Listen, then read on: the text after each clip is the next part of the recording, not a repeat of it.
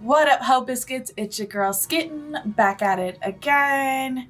So I have been shooting and editing a lot of videos lately, and I was editing this most recent batch of videos, and I was editing one video. I was like, oh man, it looks like I guess I had like a booger in my nose for this video.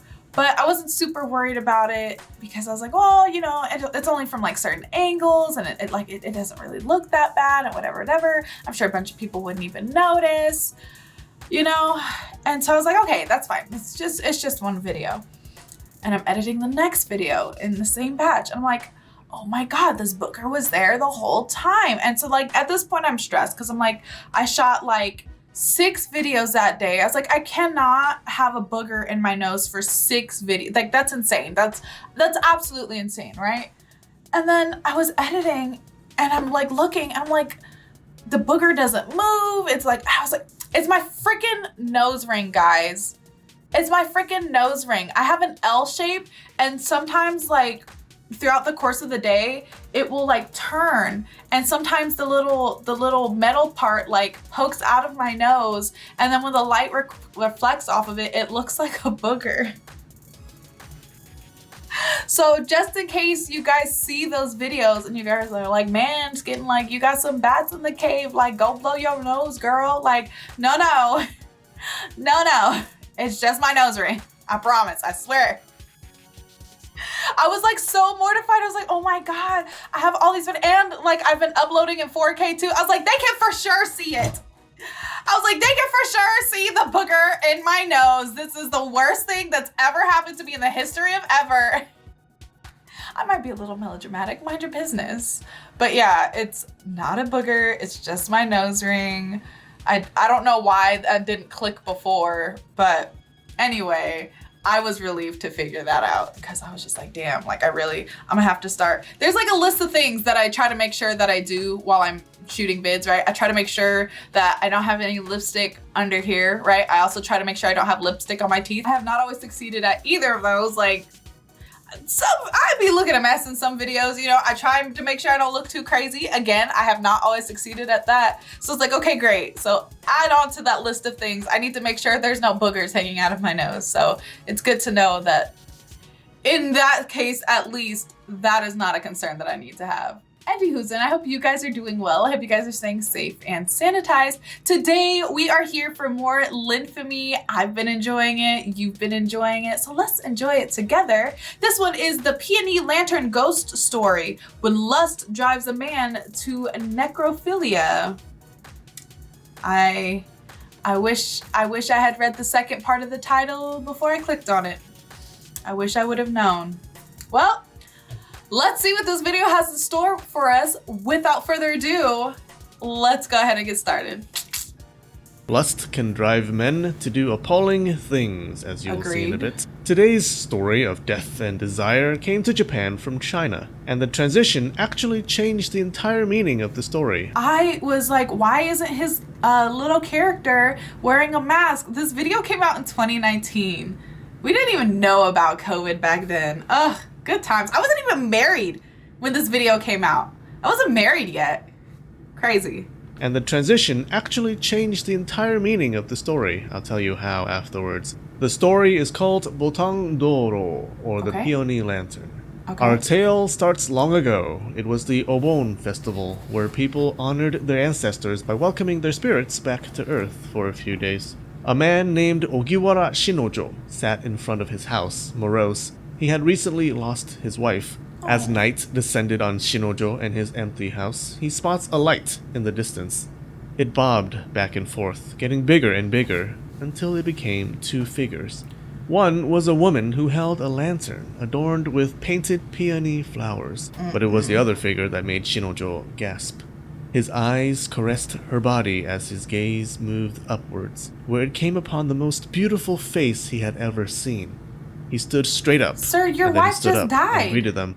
The woman said her name was Osuyu, and the one holding the lantern was her servant. Lacking better judgment because of the reduced blood flow to his brain, that was a joke about an erection, in case you guys didn't know. Shinojo immediately invited her in. Her servants stayed outside, of course. She said she lived near a certain temple, and that she came from a pretty influential family. And then they slept together. She stayed with him the entire night, but had to leave early before dawn. The next night, to Shinojo's surprise and delight, Osuyu visited again, and again they spent the night together. Shinojo caught feelings. He forgot about his dead wife. Right, he stopped taking care of himself. He stopped leaving his house. He stopped caring about anything, really, and only waited for Osuyu's night's visits. It's a succubus. He was so enamored with her that he ignored the fact that she only visited at night and always left before morning. Clearly a demon. Shinojo's neighbors were not as clueless. They began to worry about his strange behavior. One night, one of his neighbors and... Why y'all so nosy, though? Mind your business. Mind your business, okay? One night, one of his neighbors, an old man, heard a woman's voice from inside Shinojo's house. Being a good neighbor, he peeked inside. Osuyu's servant was a terrible lookout. The sight appalled him. There was Shinojo, in bed, in the arms of a woman. But she was no regular woman. Her skin was rotting off her bones. Her voice sounded human, but it emerged from the mouth of a skeleton. Shinojo was in the throes of ecstasy with a rhythmic, decomposing corpse. The next morning, the old neighbor confronted Shinojo and revealed what he saw. Shinojo knew the neighbor was a trustworthy man and was not the sort to joke about such things. If the neighbor said so, then it must be true. Necrophilia is not a joke. It's a lifestyle. Get out of my face, Linfamy. Get out of my face. Osuyu, the gorgeous, was an illusion, and Osuyu, the ghost, was the reality. Goddamn. The old man warned Shinojo that if he kept meeting with the ghost, it would eventually drain the life from him. Stop and kill having him. sex with the dead person. Shinojo remembered that Osuyu had said that she lived near a certain temple, so he went to investigate. There, sure enough, he found a Peony lantern lying on top of a grave. Her grave. Shinojo told a Buddhist priest at the temple what happened, and the priest gave him a spirit-repelling charm to place outside his home. And so he did. Osuyu did not come that night, nor the next. Let me guess, and he was sad about it. But love is not easily forgotten, and Shinojo it. became depressed and indulged himself in drink. One drunken night, he stumbled to Osuyu's grave, and she appeared to him, as bewitching as he remembered. Think with your big head, not your little head. Think with your big head, sir. She invited him to her home. After a few days, the neighbors became concerned. They searched Shinojo's house and looked all over town, but could not find him anywhere. Homie is dead. Finally, someone decided to open Osuyu's grave. Oh, I've been driving down this road too long. I'm just trying to find my way back home. The old me is dead and gone, dead and gone. Oh, sorry, I had to have a little I almost said Justin Bieber. It's Timberlake. It's the other white Justin. Finally, someone decided to open Osuyu's grave, and there he was, dead naked, as hell, embracing the rotting skeleton of Osuyu, and very much dead.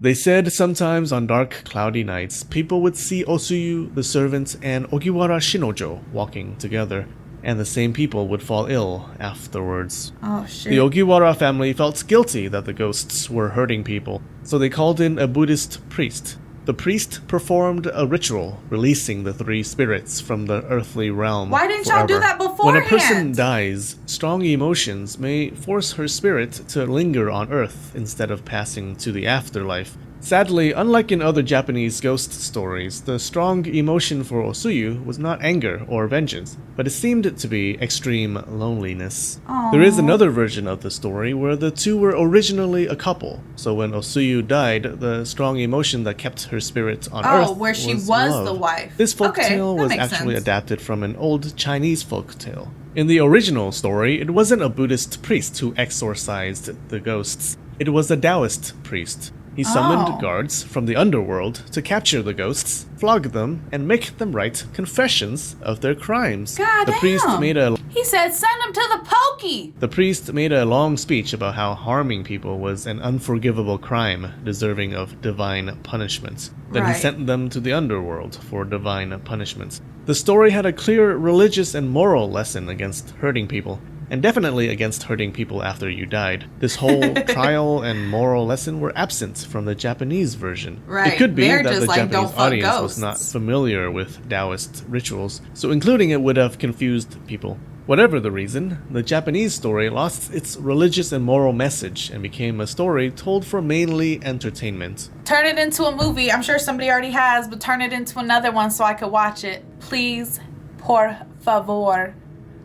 I really enjoyed that. I don't know. Like, on the one hand, it was gross and it was blah, blah, blah. It was so shocking. But then on the other hand, it was also just like really sad. It was just like really sad. It's just like this lonely man and with his dead wife, and then he finds somebody else and forgets all about his dead wife. I like it. I think I would like the version better where she is the dead wife. Like, I think I would like that better, even though it's more cliche. Like, does that make sense? I don't know. Anyways, I hope you guys enjoyed the video. Don't forget to leave your reaction requests and recommendations down in the comments below. And other than that, peace out, Ho Biscuits. It's Skittenlit.